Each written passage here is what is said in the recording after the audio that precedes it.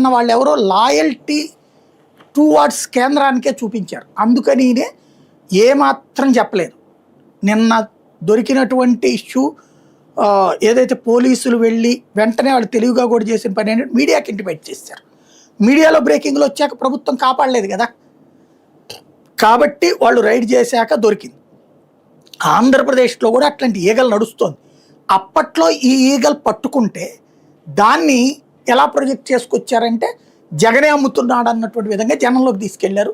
అది హోంమంత్రి అంతి గారు తర్వాత కూడా కొనసాగిస్తున్నారు. అదే ఇప్పుడు జరిగింది. తెలంగాణలో జరిగినటువంటిది వాస్తవంగా ఈగల్ పోలీసులు పట్టుకున్నారు. వాళ్ళు ఖచ్చితమైన ఇన్ఫర్మేషన్ ఉంది వాళ్ళకి. పట్టుకున్న తర్వాత చెక్ చేశారు, అందులో తేలింది ఫస్ట్ నెగిటివ్ వచ్చింది, తర్వాత పాజిటివ్ వచ్చింది.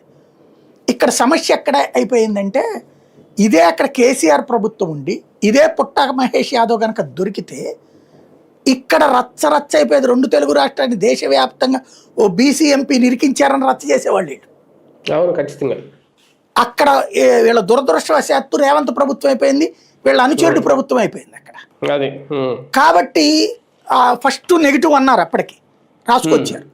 కానీ ఎస్పీ గారి తెర మీదకి వచ్చి ఇతను మోసం చేశాడు, అందులో యూరిన్ చూపించాల్సిన దాంట్లో నీళ్లు పోసి తప్పుడు నివేదిక వచ్చేటట్టు చేశాడని తేల్చి మళ్ళీ బ్లడ్ టెస్ట్ చేస్తే అతన్ని పాజిటివ్ అని తేలింది అన్నాక అదే గనక అక్కడ కేసీఆర్ ప్రభుత్వం ఉంటే ముందు